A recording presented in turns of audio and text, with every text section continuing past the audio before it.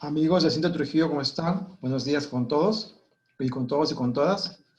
Eh, Hoy día tengo el gusto de conversar con una persona a la que conocí hace varios años, allá por Trujillo, y que por motivos del destino, por nuevas decisiones, ahora se encuentra, bueno, estaba en Dinamarca, ahora estás en Helsinki, ¿cierto, Mario Andrés? Sí, en Finlandia. Mario Andrés lo conocí en Trujillo.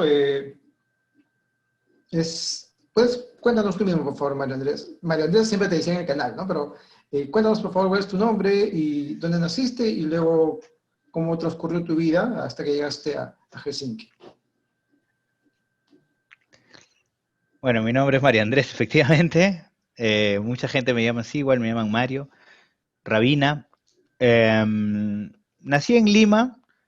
Nací en Lima. Mi padre es de Lima y mi madre es de Sullana.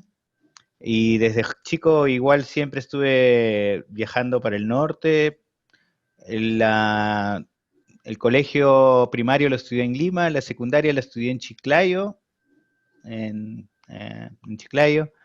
Y luego estudié la universidad en Lima de nuevo, en San Marcos.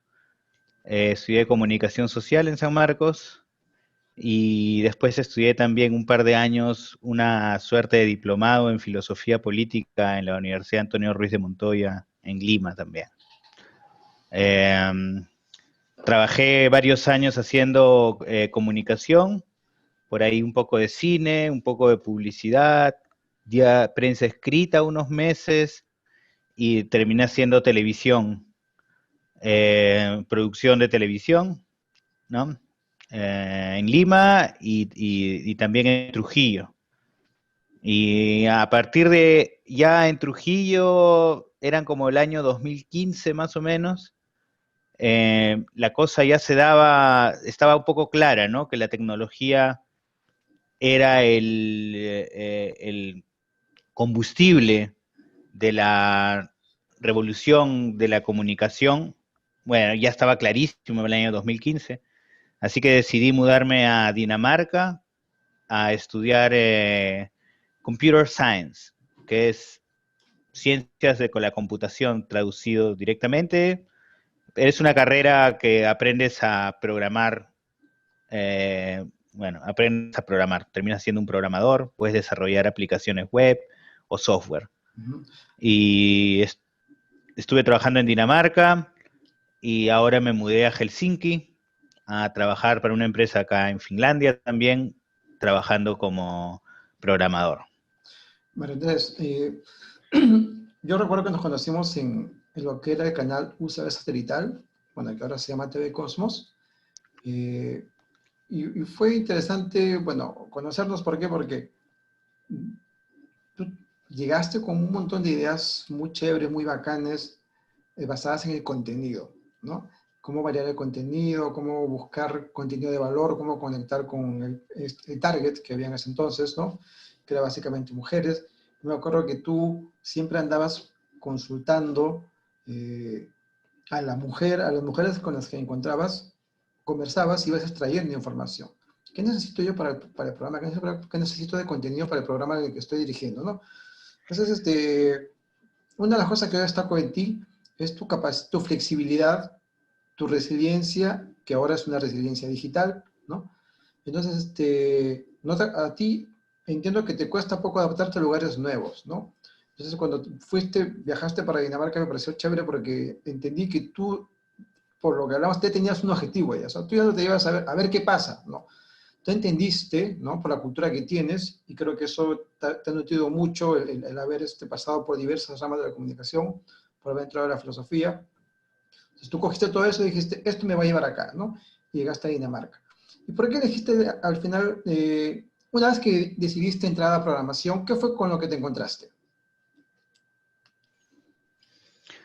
Bueno, entré a programación como estudiante, ¿no? En el sistema educativo danés. Eh, es una escuela técnica, esa es una cosa muy interesante. En Dinamarca Dinamarca es un país modelo, se podría decir, a nivel internacional. No es muy conocido, últimamente está teniendo más portadas de diarios, pero es un país modelo por la calidad de vida y de desarrollo que hay en su sociedad. Una de las cosas que ellos se les diferencia entre el sistema educativo superior que tienen ellos y otros países, por lo que veo, es esa incidencia en la educación técnica, tecnológica, técnica y tecnológica. Eh, Estudié una carrera técnica, digamos, es una carrera de 2 años y medio. Efectivamente, después de ese 2 años y medio yo podía estudiar año y medio más y conseguir un bachelor. Pero con el conocimiento que ya tenía en 2 años y medio me fue suficiente como para encontrar un muy buen trabajo en Copenhague. Copenhague, que es una de las ciudades donde los trabajos de programación están mejor pagados en el mundo, es la quinta ciudad, es el quinto país, Dinamarca, y donde el ambiente tecnológico es bastante fructífero, ¿no? Es verdad, bastante fértil. Y básicamente llegar y encontrarte con un grupo de chicos. Dinamarca tiene convenios con la Unión Europea y muchos chicos de otros países llegan a estudiar allá, sobre todo de países del este de Europa, muchos chicos de Bulgaria, de Rumania, de Hungría, chicos inteligentes, con muchas ganas, muy jóvenes. Yo tenía 30 años más o menos, ellos tenían 20, 21. ¿Latinos había varios? ¿Había Eh, algunos latinos? no, Ujú. muy pocos, pero sí he visto mexicanos, hay, y ahora último están llegando más latinos. Yo te hablo del año 2017, pero ahora en el 2020 están llegando más latinos, sobre todo Argentina y Chile. Y la cuestión es que esto es lo que me encontré con un espacio, un edificio donde te enseñaban a programar, efectivamente la educación es gratuita, además de ello el gobierno te ayuda con un dinero mensual que te alcanza para pagar tu renta y comprar por ahí algunas cosas de comida, pero suficiente como para que un estudiante pueda estar tranquilo y se pueda concentrar en estudiar. Y me encontré con eso, con un espacio donde habían muchos chicos jóvenes con muchas ganas de aprender y también era prácticamente un salón internacional. Entonces, como te digo, habían chicos daneses y la otra mitad eran chicos de otros países. Y finalmente, ya en un mundo donde efectivamente la tecnología está plenamente sabido que una carrera en información, en IT, que le llaman, ¿no? Information, es Information como que Technology. tecnologías de la, Ujú. sí, Information Technology, tecnologías de la información. Una carrera, aparte de lucrativa, tiene muchos otros beneficios. Me encontré con un grupo muy grande de chicos y de jóvenes aspirantes a hacerlo, chicos de 21, 20, 21, 22 años que ya salían de sus casas, de sus países y se independizaban y comenzaban a vivir una vida que no es sencilla cuando eres tan joven tampoco. Vivir tú solo, Dinamarca es muy caro, ellos efectivamente recibían ese soporte del Estado, pero tenían que trabajar paralelamente, estudiar y prácticamente evolucionar, ¿no? Madurar, como le llaman también. Básicamente, Eh, eso es lo que me encontré. eh, en la charla previa que tuvimos, un poquito me explicaste sobre todo lo que comprende el sistema informático, ¿no? Me dijiste que hay varias áreas, ¿no? Eh, Cuéntanos un poquito de cada área y cuál es en sí el área, digamos, en la que tú te desarrollas, ¿no? Tú trabajas más en lo que es programación, pero basada en interfaces dirigidas al usuario, al público, ¿cierto? Sí, o sea, cuando es un mundo muy vasto el de la computación, digamos, ¿no? Y está diferenciado en 7 áreas, en 7 le llaman capas, como que 7 capas. Hay una capa física, que como te comentaba, prácticamente son los cables que comunican y todas las máquinas, porque son máquinas, son computadoras también. Lo interesante es que todas las capas también están gestionadas por computadoras, entonces todas las capas también tienen sus lenguajes de programación. ¿no? Entonces, son 7 capas. La primera es la física. Después está la capa de la física, que es las máquinas y los cables. Después la data que pasa por ella. Sobre ella está el network, que ya tiene que ver ya con el internet, con las conexiones entre las empresas que se dedican a proveer internet, que le llaman ISP, Internet Service Providers. Después, sobre esa misma capa hay otra capa de transporte, otro cableado, porque estamos hablando de un cableado ya más pequeño, ese mismo cablecito que tú alguna vez le pones a la computadora atrás, el cable LAN, ¿no? A tu Local Area Network, que es el que te conecta, ¿no? Después ya tienes la capa de la computadora, la sesión, ¿no? Y sobre ya tu sistema operativo. La mayoría de computadoras utilizan un sistema operativo que se llama Windows, pero no es el único. Quien tiene una Mac sabrá que ¿cuáles son? MacBook, ¿no? Las MacBook utilizan otro sistema operativo. También puedes utilizar un sistema operativo llamado Linux, que es open source y es gratuito, que funciona muy bien. Y sobre esa, la última capa es la capa de la application, que le llaman, application. Su nombre mismo lo dice, es la aplicación. Y es la capa que prácticamente está en contacto con el usuario, que sí, efectivamente no tiene ningún conocimiento de la operación que existe en las computadoras, pero sin embargo ejecuta cosas. Por ejemplo, si yo hago un clic en un eShop, voy a traer unas fotos. Ya no le estoy diciendo a través de un código de programación, oye, tráeme esas fotos, database, dame esas fotos. No, tú haces solo un clic.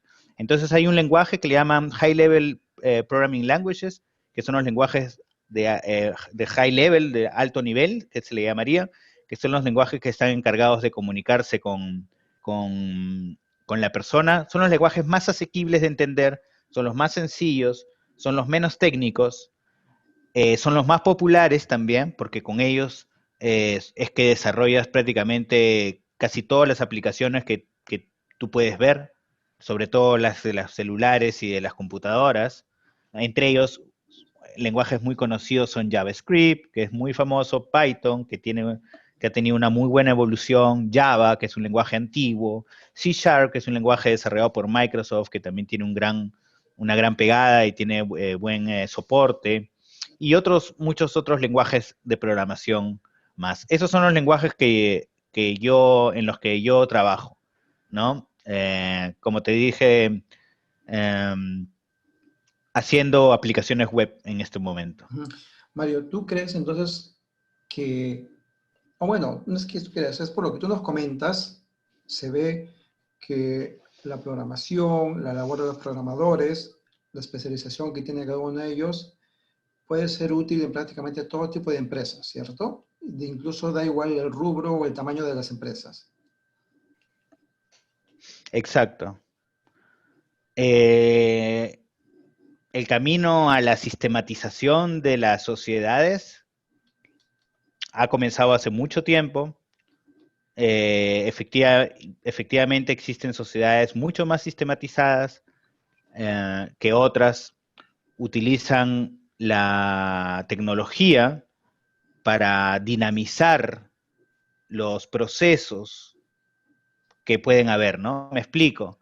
Tú necesitas hacer un trámite en el banco. Acá en Dinamarca yo absolutamente no hago nada casi en el banco, o en Finlandia tampoco, todo es por internet. Pagas con la tarjeta en todos lados, no utilizas efectivo. También puedes pagar con el celular, con Google Pay. Yo no utilizo Google Pay, pero mucha gente utiliza el celular para pagar. Tienes aplicaciones para pagar. Quieres hacer una consulta al banco, entras al banco. O efectivamente, el Estado tiene una suerte de servicio que le llaman NemID, que es como una suerte de key code service, y es como de seguridad, es como unos codiguitos que tú tienes que utilizar también para utilizar el banco. Por ejemplo, si tú quieres mudarte de un lugar a otro, como en Perú, cuando tienes que mudarte de un lugar a otro, tú tienes que avisar, ¿no es cierto? En la comuna, en el municipio local, oh, me estoy mudando a otro lugar, cámbiame mi DNI. En Dinamarca tú entras Tienes que a tu reempadronarte en el lugar nuevo, ¿cierto? reempadronarte, claro. Aquí entras o en Dinamarca, bueno, en Finlandia también, entras a la página y en 5 minutos ya te reempadronaste, utilizas un código que también lo utilizarás para el banco, que también lo utilizarás para todos los documentos relacionados con, tienes como un email que se llama eBox, que es un email en el cual tú recibes toda la documentación pública, te puede venir de la universidad pública en la que estudiaste, te puede venir de tu doctor, te puede venir de efectivamente, de la suerte de SUNAT que hay en Dinamarca, que es el SCAT, que es muy importante, que es como cuando pagas tus impuestos, mucha información de ellos, y el del banco también, y de tu empleador también te manda información a ese eBox, y utilizas esta suerte de ID, dije keycode, pero es como, prácticamente es un ID digital, con el cual tú te identificas cada vez que haces una operación que requiere este ID digital. Realmente tú necesitas identificarte en Internet, ¿no es cierto? Necesitas tener todas las condiciones de seguridad para que ese proceso sea bien llevado. Bueno, el gobierno de Dinamarca tiene un convenio con una empresa que se dedica a proveer esta suerte de seguridad, y con esta seguridad, no sé si será una empresa pública o privada, pero es una empresa, y con este ID digital, tú puedes efectivamente efectuar muchas operaciones. Muchas operaciones también las utilizas sin ID digital, o sea, con el celular nada más pagas con esto, mandas información, porque el celular ya de por sí ya es como, es más Muy personal, íntimo, ¿no? ¿no? Es como muy personal, más personal. Entonces, el camino a la sistematización es un camino efectivo para dotar de mejor calidad de vida a todas las personas, dinamizar la economía, agilizar todo el tipo de comunicación y relaciones, y es un camino que todas las sociedades van a trazarse tarde o temprano, van a tener que hacerlo. Excelente, gracias por la explicación bastante didáctica. Y eso es un poco lo que se echó de menos de muchos países.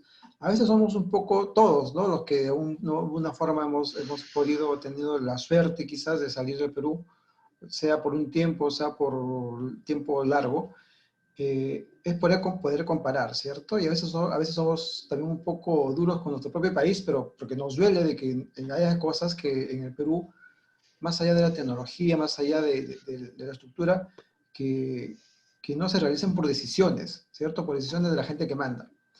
Este, pero también creo como tú, y aquí también, bueno, en esta parte de Europa, bueno, en España también se tiene el documento de identidad digital, sobre todo para trámites con cualquier entidad del gobierno, ¿no? Entonces yo creo que también, y he escuchado en Perú que también está en planes de que cada ciudadano tenga su documento de identidad, que tenga ese software, puede ser en una USB, un disco, lo que sea, pero que es único, que es intransferible, ¿no? Y que te permite identificar dónde está la persona. Y como dices tú, aunque lo que tú me cuentas es mucho más completo, ¿no? Porque disponen aparte de un e-books, donde te llega toda esa información, ¿cierto? Que tú necesitas. O sea, en el ámbito quizás electoral, en el ámbito educativo, en el ámbito laboral, en el sistema de salud, todo eso. Entonces, eso es excelente, ¿cierto? Y sobre todo eso, o sea, la tecnología está puesta a disposición de la gente, a disposición, a mejorar su calidad de vida, a facilitar las cosas. Nos hubiésemos ahorrado esas colas que lamentablemente ha hecho muchísima gente en Perú, ¿no? Para el bono, Perdiendo tiempo. sí. Y aún así, algunas AFPs y bancos sí te facilitaron la tarea, porque incluso te creaban una cuenta para que te pongan ahí tu AFP.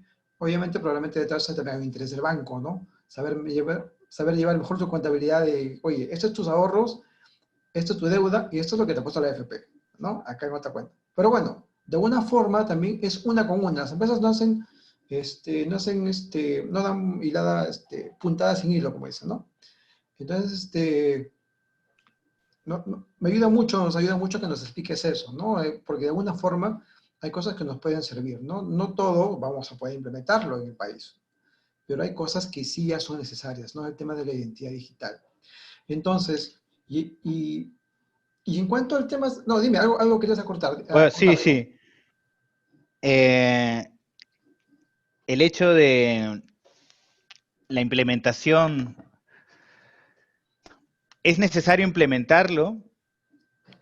Yo pienso que lo importante primero, porque la implementación es un proceso en tecnología sobre todo, que ha sido ampliamente estudiado. Existe un sistema de implementación que se llama Agile, que quizás hayas escuchado, que es El BBVA lo básicamente, viene trabajando, lo viene ya incorporando eso hace poco. lo vienen incorporando, la mayoría de empresas lo utilizan, pero el concepto Agile significa ágil. Y la gran diferencia con la antigua manera de implementarse los procesos era que en el pasado, cuando tú implementabas el proceso, tú invertías un tiempo muy grande en planificación y diseño. Podías invertir 3, 4 meses planificando y diseñando algo, tratando de diseñarlo perfecto, y cuando lo aplicabas, después de los 4 meses que habías invertido con todo tu equipo de ingenieros y profesionales, te dabas cuenta de que habían muchas cosas que tenían que ser modificadas, porque efectivamente cuando se aplica es cuando se testea, ¿no? O sea, es un test se contrasta cómo funciona efectivamente la solución, y esas soluciones que se tenían que ejercer sobre la primera solución, esos cambios que se tenían que hacer sobre la primera solución, algunas veces implicaban desenmarullar muchas cosas y tomaba mucho más tiempo. Entonces terminabas prácticamente en un año avanzando muy poco. Agile, en la mentalidad Agile renovó eso, y básicamente lo que ellos plantean es, ok, tú tienes una proyección que tú quieres llegar, pero plantéate metas a corto plazo. Metas a corto plazo que puedas conseguir, que fueran rápidamente evaluables y que puedas testear para que a partir de eso puedas rediseñar y seguir avanzando, ¿no? Entonces, te lo planteas así como con metas de 2 semanas a 2 semanas, sprints que le llaman de 2 semanas a 2 semanas a 2 semanas, y en los cuales tú haces los primeros cambios, los testeas con lo que tengas que testear, con el público, con los usuarios. Luego te das cuenta de los errores, porque lo importante de esta metodología es que se fundamenta en el error. Es muy importante errar para poder mejorar. Todo aprendizaje está basado en el error. No hay el aprendizaje perfecto, el cual no falla, quizás pueda ser una integración de algún tipo de concepto, pero al final nunca el error lo que te da es que te pone en los casos de los edge cases, ¿no? Como en los casos más lejanos o más imposibles. A lo que voy es que cuando en el Perú lo que nosotros primero tenemos que pensar en chiquito, pues, ¿no? No podemos implementar de un día a otro el sistema que tiene Finlandia, Dinamarca, Corea del Sur, Singapur, Estonia, países realmente desarrollados, Taiwán, ¿no? China, pero bueno, nadie sabe lo que pasa en China. No podemos Planes Perú, plantearnos, ¿cierto? claro, no se puede plantear hacer todo el cambio. Tenemos lo primero efectivamente es cambiar el chip, el mindset, y entender de que efectivamente tenemos que comenzar a mirar la tecnología y aplicarla para resolver nuestros problemas y facilitarlo. Entender el valor que tiene en la aplicación de tal. Y después, efectivamente, analizar cuáles serían los primeros pasitos que podríamos dar para poder poco a poco ir construyendo un ecosistema que nos permita, ¿no? O sea, para el tema que estamos hablando de, como me dices, en España, que también existe, el ID digital es una piedra fundacional, pues, ¿no?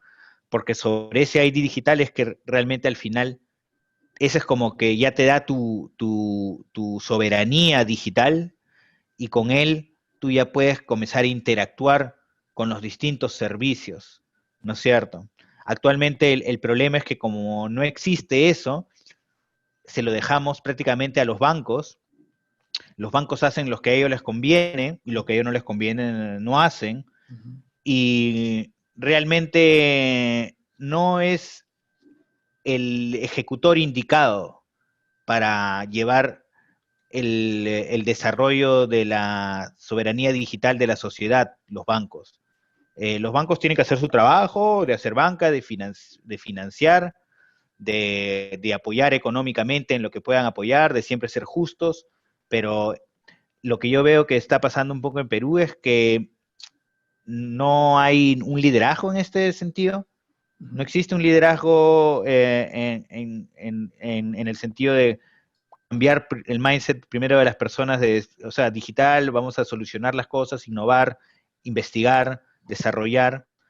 Y entonces es como que una suerte de selva en la que cada quien hace por su lado un poco, van jalando, pero efectivamente de esa manera se avanza muy poco, pues, ¿no? Ahí, alguna vez eso se recordaba cuando en Perú se decía, "Ah, la gente en Europa, en los países desarrollados es muy individualista, ¿no?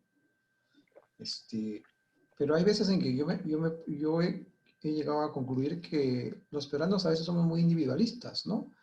Parece que es un poco con la idea que acabas de cerrar, ¿no? Cada uno tira para su lado, ¿no? Tiran para su lado, pero a veces incluso tiran para su lado sin pensar en los demás.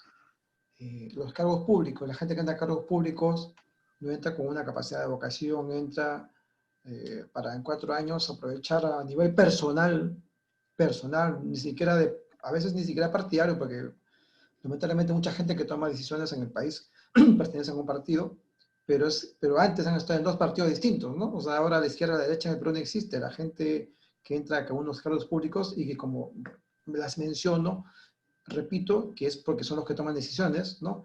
Entonces, oye, yo entro 4 años, me aseguro, sea como alcalde, como congresista, como presidente, y intento pillar todo lo que pueda. Después, no sé, ya se verá, pero bueno. Entonces, esa gente está tomando decisiones en el Perú, ¿no? Lamentablemente. Eh, Otra cosa, mm, Letonia, mencionaste Letonia o Estonia, bueno, Estonia, Estonia. entonces Estonia, yo creo que, a ver, te lo pregunto a ti, ¿no? ¿Tú crees que podría ser un modelo al que podamos mirar por cómo han ellos definido como objetivo, ¿ok? De ser una sociedad digital, ¿ok? Y otra cosa que me gustó mucho, que acabas de decir, ¿no? El trabajar con metas. Los objetivos van cambiando con el tiempo. Incluso las transnacionales que a fines del 2019 tenían un objetivo, ¿cierto? Ahora, llevamos creo que 6 meses con el tema de la pandemia, esos objetivos, pucha, un montón se han ido al diablo, pues, ¿no? Se han tirado al tacho, ¿no? Entonces, los objetivos se van variando. Los objetivos yo creo que un poco que son como el horizonte, ¿cierto? Y las metas, como te has mencionado, yo creo que es algo en lo que en Perú debemos centrarnos, ¿no? El tema de definir metas. De definir metas, ¿por qué? Porque son cada paso, son medibles, ¿cierto? Son monitoreables, Claro. ¿cierto? Y hay metas que puedes rebasar y hay metas que quizás no alcances, ¿no?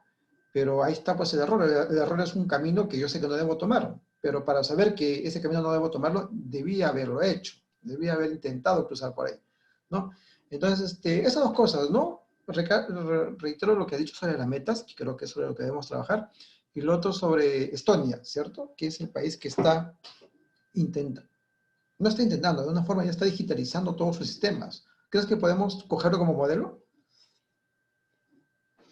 Sí, o sea, Estonia es distinto a los demás porque no solo ha sistematizado su sistema, sino que lo ha hecho sobre una plataforma blockchain.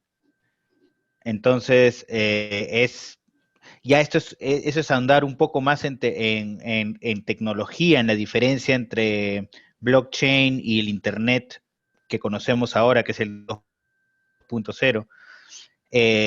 Pero imagínate, es un país pequeño, debe tener 4 millones de habitantes, no tiene recursos tampoco, casi de nada. Y bueno, y tomaron la decisión efectivamente de sistematizar con la mejor calidad su sistema, todos sus sistemas, ¿no? Por ejemplo, Estonia es uno de los países en los cuales de Europa es que es más sencillo sacar una residencia, un permiso de residencia. Lo puedes sacar creo que en minutos. Es una cosa así como que... Entonces, con eso, ¿qué es lo que ellos promueven? Que llegue gente, y no solo permiso de residencia, sino permisos de trabajo también, permisos de Sí, trabajo, que son más perdona que te importantes. corte. Incluso me parece que podías gestionar, claro, el permiso de trabajo e incluso desde un país externo puedas gestionar, eh, ¿cómo decirte?, la base de una empresa o de un proyecto. O sea, antes de llegar a vivir ahí, decían, esta persona quiere poner este tipo de empresa, este proyecto, este negocio, ¿no? O sea, es alucinante.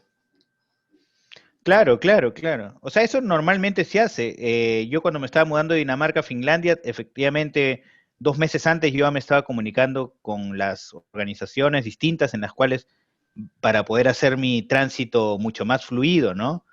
En Estonia será lo mismo. O sea, me imagino que si tú quieres abrir un negocio en Estonia, eh, hay unos índices pues que evalúan cuáles son los países que son más amigables y más sencillos para hacer negocios, ¿no? Dinamarca es uno de ellos, Estonia también. Yo pienso que nosotros tenemos que tomar ejemplos, efectivamente, ver ciertas sociedades e interpretar o analizar, primero analizar cuáles son sus pequeños secretos de éxito, pero sobre todo tenemos que tener claro que sistematizar y utilizar tecnología en beneficio de la sociedad nos hace más competitivos, y con el claro objetivo de efectivamente desarrollar una economía también mucho más competitiva. Eh, Perú es muy valioso porque estamos sobrepoblados de recursos. Muchos, tenemos infinidad de recursos. Hay muy pocos países que con una porción de tierra mediana como tiene Perú, que no es Brasil, no es el tamaño de Argentina, es un país mediano, mediano grande, que tenga la cantidad de diversidad de recursos que tiene Perú, pero por otro lado somos un país que nuestra, que lo que es lo único que tenemos. Nosotros tenemos que ser un país que sea un lugar donde efectivamente se pueda venir, se pueda hacer empresa, se pueda producir, se pueda producir. En Perú no se produce casi nada. No producimos nada, importamos casi la gran cantidad de cosas que consumimos. Entonces, la sistematización y la tecnología es para que efectivamente el Perú desarrolle su sociedad y su economía, para que puedan venir empresas, para que sea un lugar mucho más sencillo de abrir una empresa, que la burocracia no sea tan pesada. Hay otra cosa con la tecnología que es muy importante. La tecnología ayuda a combatir la corrupción. Cuando tú tienes una computadora que toma la decisión en vez que una computadora va a tomar la decisión en base a un input, ¿no? A lo que le entra. Entonces, si es que el papel que tú tienes, tu formulario, necesita esa información efectivamente de la casa, con el nombre de esta persona, si tú no pones el nombre, la computadora cuando baja la forma, va a buscar el nombre, no lo va a encontrar y tiene 0 y 1 nada más. 0 es para decirte, no puedes, falso, y 1 es verdadero. ¿Está esta información en el papel o no? No. Ok, no puedes, te pongo la pared, no puedes tramitar. Cuando tú tienes, en vez de una computadora, una persona ahí, primero que le agregas el error humano, que puede haber cansancio, estrés, agotamiento, distracción. Y segundo,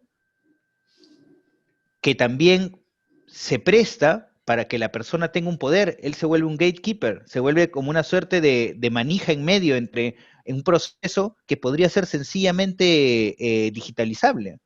Y si es que ese proceso es muy importante, quizás a él se le pueda comenzar a crear la imaginación y pueda querer cobrarte algún tipo de fee, de dinero, por efectivamente agilizar este proceso.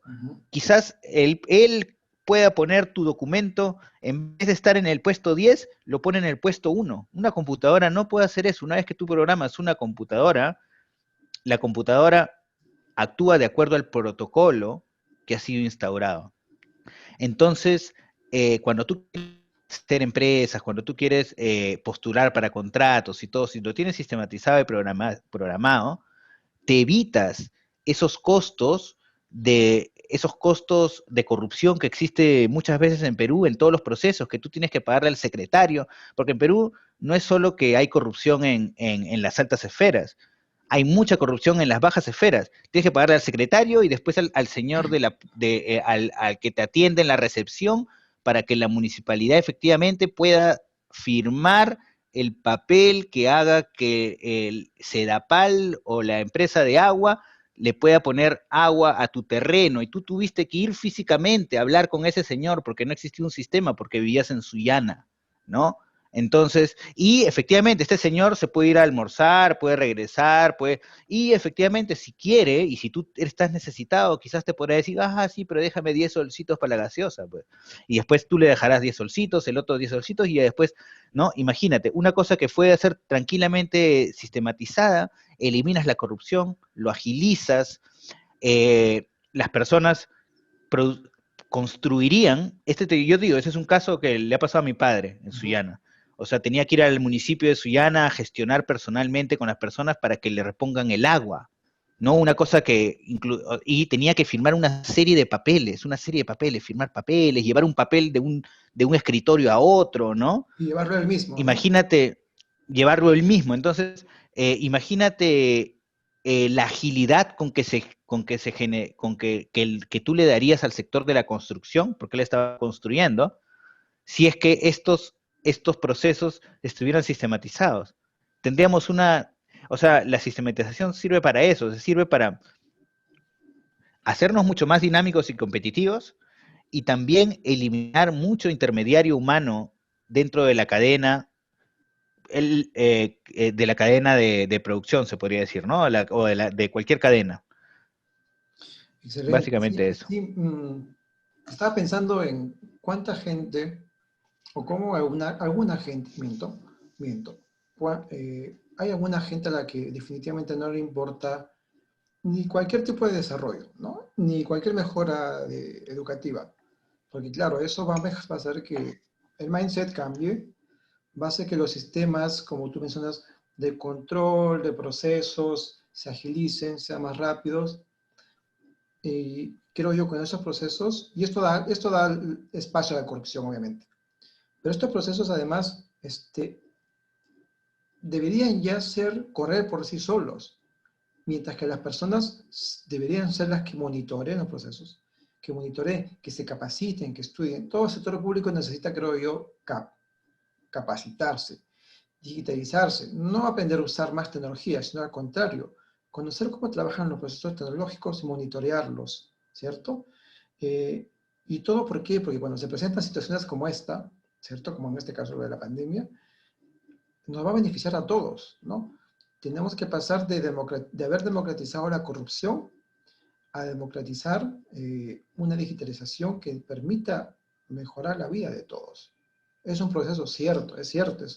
Hace poco hubo un CADE, el CADE Educación, que es de este año, se dio la semana pasada, acabó. Y hubo un aporte de, si no me equivoco, fue Yamamoto. Yamamoto, que es un estudioso, si no me equivoco, es de la Católica, del tema educativo, de los procesos educativos.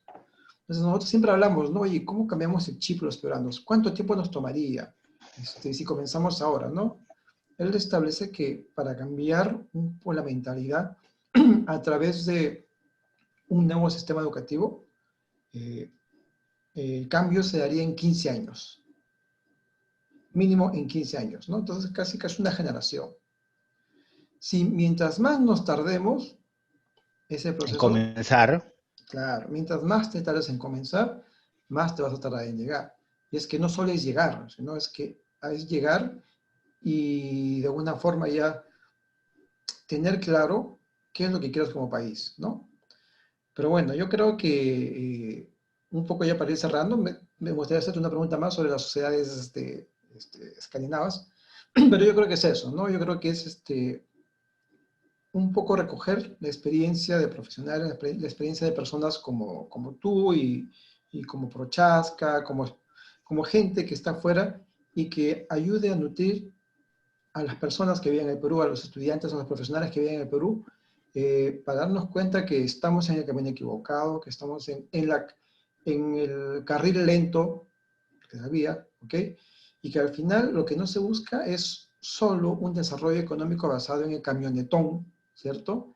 En la billetera, sino en que hay cosas que son relevantes como la salud, la educación y el bienestar, ¿cierto? Yo creo que son cosas que a la final es que todos aspiramos, ¿cierto? El sentirnos bien, el sentirnos tranquilos, el caminar por la calle tranquilos. Pero es un proceso. Entonces, un poco yendo por acá, por lo que es el bienestar, y ya para dejando un poco el tema atrás, lo de la tecnología, que mm, nos ha dado muchas luces, bastantes, incluso habíamos visto unas cosas y ahora hemos visto otras. Eh, hay mucho, hay sí, demasiado. exactamente. Ojalá podamos hacer una charla sobre este tema más adelante. Continuarlo, ¿no? Tú decidiste ir a Dinamarca, yo me acuerdo, nos trabajábamos en el canal, tú estabas haciendo ya tu mapeo de países, veías qué países te gustaban, veías el desarrollo de los países, yo me acuerdo, entonces, varios locazos, estaba viendo ya más o menos a qué país iría. Entonces, planificación, o sea, planificar desde las cosas más pequeñas hasta la más grande, no hagamos una planificación tampoco pues así, pensando en auditoría, no, planificar a cada cosa pequeña, ¿no? Porque tú tenías una meta. Llegaste a Dinamarca y ¿cómo es? Cuéntanos un poquito, por favor, ¿cómo es el sistema educativo de Dinamarca? Y luego, ¿cómo son los daneses? ¿No? En su vida social, sobre todo. O sea, si queremos hacer una suerte de balance entre el sistema educativo y la vida social de la sociedad danesa y entender un poco eh, por qué pueden estar haciéndolo de manera distinta, diferente, eh, la educación, hay unos valores muy interesantes en ellos. Por ejemplo, una de sus leyes más importantes es el Janteloven, que es la ley de Jante, que su precepto principal es un escritor que lo escribió en 1900, pero básicamente retrataba cuál era el sentimiento, el pensamiento de los daneses, ¿no? Decía que nadie es más que el otro. Nadie en realidad sobresale más que el otro. Todos somos iguales, ¿no? Entonces, hay una suerte dentro de la sociedad danesa, del danés, por más que todos puedan tener muchos recursos, el sueldo mínimo en Dinamarca es como 2.300 euros al mes, y el mínimo lo gana el pobre, ¿no? El sueldo regular es 3.000, 3.500, y de ahí para arriba. Entonces, pero no hay una ostentación, ¿no? No hay una cosa así como que tú veas que tratan de sobresalir. Hay una cosa que ellos mismos se autocritican también, es como que ellos no tratan de sobresalir sobre los demás, como que ellos todos son iguales. Las empresas, las jerarquías son muy horizontales. Tú hablas de la misma manera con el CEO y el último, el más junior de los programadores. Igual en Finlandia. Eh, en la educación escolar también es una educación democrática. A los alumnos se les consulta,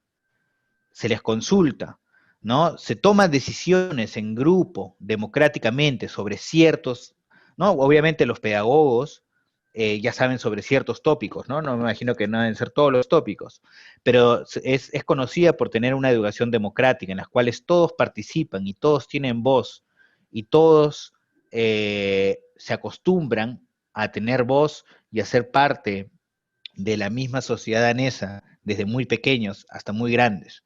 Y entonces, algunas veces yo tengo un amigo chileno con el que trabajaba y algunas veces nosotros, bueno, mirando pues, ¿no? Desde acá, Latinoamérica, los países en Latinoamérica nos parecemos mucho, todos tenemos casi los mismos problemas, las mismas taras, los mismos complejos.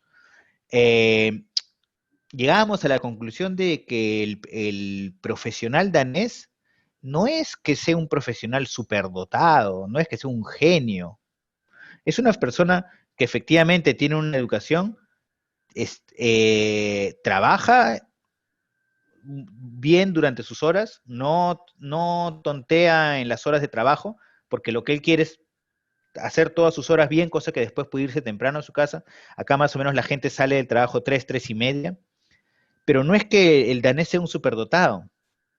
Entonces al final tú concluyes de que la fuerza de Dinamarca es que todas las personas están juntas, están trabajando siempre cuando todos trabajan en la misma jerarquía, son horizontales, intercambian ideas y jalan lo que tengan que jalar, normalmente son empresas, también pueden ser empresas públicas, jalan lo que tengan que jalar en sus trabajos, en su día a día, para el mismo lado.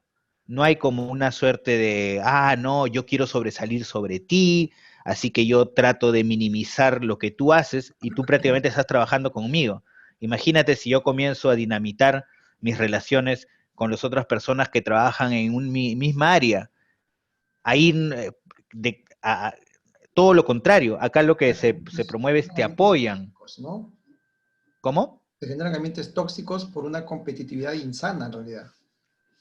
Una competitividad insana, claro. O sea, la competitividad un poco en estas sociedades es más individual, pero interna, pero con la conciencia de que el trabajo en grupo es lo que realmente te hará, primero te hará la vida más fácil. Hay otra cosa, y eso es lo que me da pena, porque en Latinoamérica nosotros tenemos mucha gente, en Perú, en todos los países, tenemos mucha gente muy inteligente, muy capaz, muy trabajadora. Perú debe ser de los países que tiene la gente más trabajadora del mundo, más trabajadora, trabajan un montón y durísimo. Acá la gente no, acá sí son más relajados, o sea, trabajan sobre sus horas, cuando terminan de trabajar, ya no les hables de trabajo porque ellos ya salieron de la oficina, ya no, a no ser que tengan un proyecto especial, pero prácticamente no. No es que se maten por el trabajo, pero han entendido de que si trabajan en grupo, se hacen la vida más fácil, logran los objetivos, las metas a corto plazo que se plantean, y en el día a día, que es lo que vale bastante, que es lo muy importante, el día a día, cómo uno vive su vida, de ahí viene el bienestar, las sociedades de bienestar se basan en interpretarte a ti en el día a día, cómo estás viviendo diariamente, qué es lo que está pasando por tu vida mientras la vives. En el día a día y en el trabajo pueden tener relaciones mucho más armónicas y más placenteras. Y después por eso es que al final terminan rankeando entre los países más felices del mundo. ¿No? Acá no hay sol, no hay platanitos maduritos, ni mangos, ni nada por el estilo, pero, pero cuando vas al trabajo no te peleas con nadie, todo lo contrario, te ves en un ambiente en los cuales todos se apoyan y todos tratan de sacar las cosas adelante. Entonces, en ese sentido, o sea, cuando queremos entender quizás el éxito, en todo caso, de las sociedades escandinavas, va en el hecho de que se reconocen en el otro como iguales y, y en ese reconocimiento de igualdad, allá una persona rica puede hablarle de verdad. O sea, yo trabajaba en restaurantes mientras era estudiante, era lavaplatos, y podía venir cualquier persona súper rica del restaurante y me hablaba directamente y con una cordialidad eh, con una cordialidad de lo cual, porque está hablando con otra persona, ellos no evalúan cuál es tu puesto, tu posición en la sociedad, cuánto debes estar haciendo al mes para, de acuerdo a lo que tú ganas al mes, más o menos yo equilibro mi discurso y me conecto contigo, no. Como en Nueva York, Con ¿no? todas las personas igual, ¿no? Como quizás en Nueva York. Como yo pienso que Estados Unidos, al ser un país colonizado igual y fruto de la colonia, se parece más a Latinoamérica que, que a Europa, ¿no? Estados Unidos, a mi parecer, he vivido allá igual, eh, ahora de los países desarrollados, es el menos desarrollado, yo diría que es un país de segundo mundo. No es tercer mundo todavía porque son increíblemente ricos y efectivamente, pero tienen estas taras individualistas, hipercompetitivas, Consumistas. también mucho del aparentar, consumistas, muchas cuestiones que hemos ido alimentando y que nos han estado haciendo mal. Y que yo creo que para el futuro un buen consejo es agruparse, si es que la política y los políticos no pueden, no nos dan ninguna solución, agruparse en la sociedad civil organizada y a través de ello o tratar de sacar proyectos que puedan beneficiar a la sociedad y también modificar la manera como las empresas se manejan actualmente en el Perú. Eso va a ser una revolución mundial, una cosa chiquita nomás para comentar. Mi empresa de Finlandia es de una ciudad que se llama Oulu y es una ciudad que está al norte de Finlandia, en el medio de la nieve casi todo el año. Es una provincia. Es la cuarta ciudad más grande de Finlandia, pero ¿cuántos habitantes tiene? Tiene 200.000 habitantes. Si hablamos en términos de Trujillo, debe ser del tamaño que de La Esperanza, Yo, poblacional. yo creo que menos, ¿eh? Incluso. Porque 200, sí, el Trujillo y La Esperanza se deben repartir al 80-70% de la población. La población de Trujillo es casi como un provincia, es millón. 1 millón, ¿no? Entonces, qué sé yo, Por como lo menos medio millón. Ya, esta ciudad es 200.000 habitantes, en el medio de la nada. Y nosotros somos 35 personas trabajando para una ciudad, una empresa fundada allá. Tienen una muy buena universidad técnica allá. Finlandia es el país que tiene más ingenieros per cápita del mundo, eso es un dato muy importante. O sea, acá en la población hay más ingenieros per cápita del mundo, es muy sencillo entender esa cifra. Eh, y nosotros trabajamos dándole servicios a empresas de Dinamarca, Suecia, Noruega, Finlandia, Italia, Japón, Australia, ya, esos países. Tenemos muchos clientes, somos 35 personas y todos los días la gente trabaja duro. Pero una de las cosas importantes es que la diferencia salarial entre un, deben haber como que 3 niveles, nada más en la empresa, ¿no? Pero entre el máximo nivel, que es el CEO, y el mínimo nivel, la diferencia salarial no es tanta. Uno de los problemas de las empresas, como se han venido gestionando en el mundo hasta la actualidad, es que efectivamente los beneficios también de la empresa se los llevan un grupo muy pequeño que realmente no trabaja, que se dedica a tomar decisiones, que son los que han puesto el capital efectivamente, pero no trabajan. Entonces yo pienso que el futuro nosotros también tenemos que ir pensando la manera como vamos construyendo nuestras empresas. Empresas competitivas, con conocimiento, con gente activa, que no sean muy desiguales, que mantengan ese sentido de comunidad, que sean horizontales en la toma de decisiones, que sean ágiles, que sean internacionales, que sean inteligentes y que no repitan los patrones que se han venido ejerciendo durante toda la historia de la humanidad que nos están llevando a esto, pues. ujú, Lamentablemente, o sea, cuando tú eres un ciudadano, tú tienes dos maneras de ejercer tu ciudadanía, a través del servicio social y a través de lo que haces todos los días, que es tu trabajo, es tu empresa, es tu aporte a la economía. ¿Qué pasa si tú todos los días trabajas en una agroexportadora y te dedicas a pasar mangos de un lugar a otro? Primero te estás haciendo daño a ti en algún momento porque no estás aprendiendo nada. Y segundo, estás eh, cimentando y fortaleciendo un sistema en el cual existen muchas personas ganando unos salarios muy pocos y unas empresas en las cuales existen un grupo muy pequeño de personas que se están llevando absolutamente casi todo. Si no entendemos esa lógica, si no también cambiamos el chip en ese sentido y no cambiamos las empresas, que es lo que está más a la mano de nosotros de cambiar, y si no vas a poder cambiar la empresa en la que trabajas, por lo menos la gente tiene que ser consciente y las nuevas empresas que se creen tienen que tener otra lógica. Y ahí sí tenemos que cambiar. Entonces, una vez que comencemos a cambiar eso, que redistribuyamos mejor los ingresos dentro de las empresas, que es lo que podemos hacer aparte de la política, porque quizás en política no todos podemos ser alcaldes ni no todos podemos ser regidores, pues, pero todos efectivamente trabajamos, podamos comenzar también a cambiar el mindset de nuestra sociedad y aprovechar